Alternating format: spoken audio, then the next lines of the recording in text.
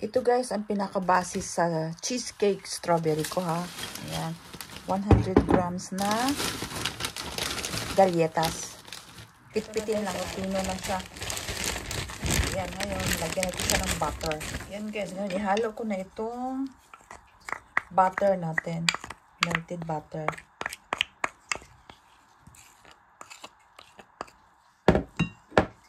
$50 grams na melted butter. 100 grams na biscuit. Dito ko po siya ilagay. Ayan. Kasi tanggalin na lang po natin ito para ready na po siya. Para hindi po tayo mahihirapan. Ngayon po, ilagay ko na po itong galletas natin. Ganyan lang siya. Ganyan lang. Kadali. Ang gagawin ko ngayon, cheesecake. Strawberry cheesecake. Ayan. Idiin lang natin ha. Ayan. Ganito lang po natin siya. Idiin. Ganyan lang. Ayan, ito na po siya.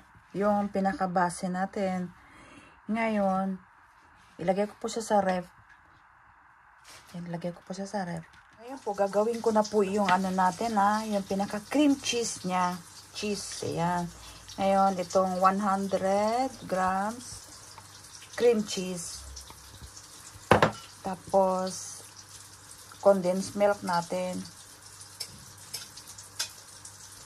Tapos, itong powdered milk natin.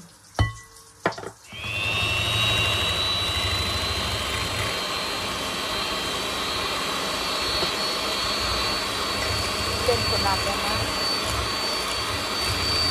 Blender, Filipina po natin. Ilagay po natin siya dito sa tubig. Yung nata natin. Whipped cream po ito ha. Malamig na malamig po ito ha.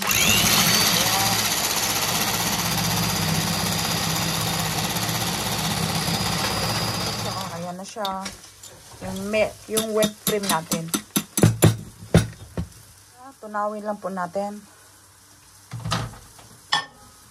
Ayan po. Ilagay ko na po itong ano natin ha. Yung gelatina natin. Gelatin.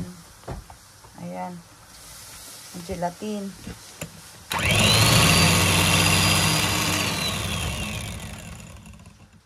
Ayan po itong ano na natin na yung nata na natin. Nata whipped cream. Ayan. Pagsamahin na po natin.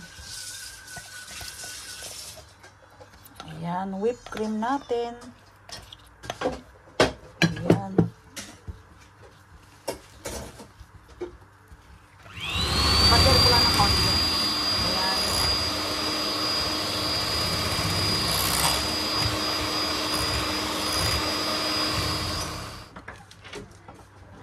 Sama ko na po dito. Ayan guys, ipalamig ko na ito. Bago ko ilagay yung strawberry natin. Ayan, palamig lang natin. Ayan po, ito frozen po ito na strawberry ha. Ayan, lagyan ko po ito ng asukal. Ayan, 1/2 cup sugar. Iluto ko po ito. Iluluto natin. Ito na po. Iluto ko na siya. Ayan, ibatido ko po ito ha.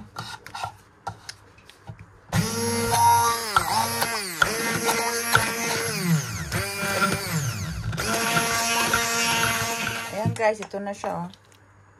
Ayan, magtunaw po ako ng gelatina. Gelatina neutral gelatina. Walang sabor ha. 10 ano po ito, 10 grams. Ayan.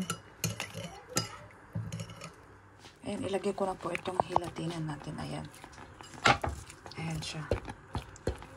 Ayan sa matunaw. Ayan, ito na po, palamigin lang po natin ha. Palamigin lang natin. Ayan guys, malamig na po yung ano natin ha. Yung cheese natin. Yung cheese. Ngayon, ilagay ko na po itong strawberry natin. Paibabaw lang natin ha.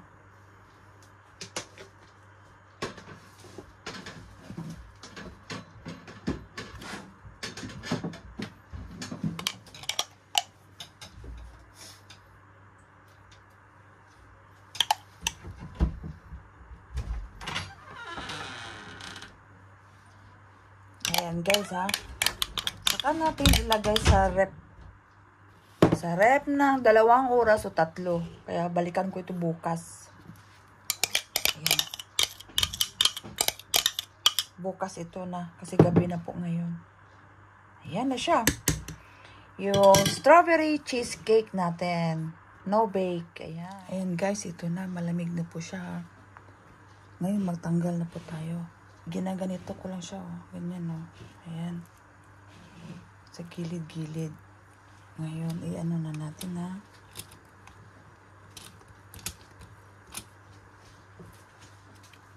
Kasi medyo ano ito eh.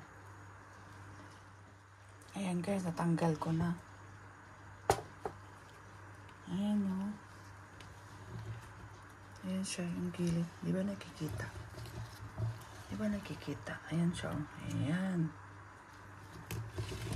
Ayan guys, ngayon maglagay lang po ako ng heart na strawberry. Ganyan ba? Or baliktad? Red? Ano bang mas maganda? Ganyan ba? Ayan guys, ito na. Magtikim na po tayo. Ayan o. Sayang siyang ano ba? Sayang siyang slicing. Kanina pa ako nagano. Kaya kailangan islicein natin para makita nyo. Ayan. Dito na ako magano ha. Para makita nyo.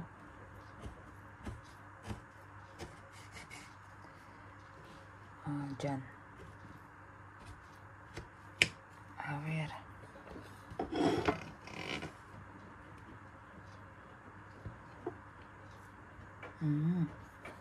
Yes? Ito na siya oh. Ayan. Ayan yung strawberry cheesecake natin. Ayan. Ngayon, kailangan natin tikman. Tikman natin yung strawberry cheesecake natin. Ayan. Ang sarap.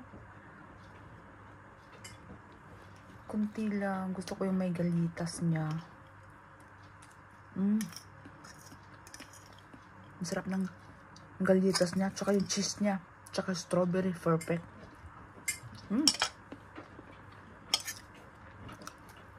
Perfect ito sa Valentine's Day. Ayan. Kahit na hindi sa Valentine, kahit na sa anniversary. Pwedeng ito. Ang sarap talaga guys oh. Grabe. As in.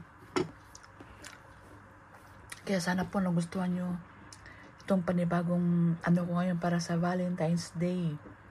Special Valentine's Day. Angela, strawberry cheesecake.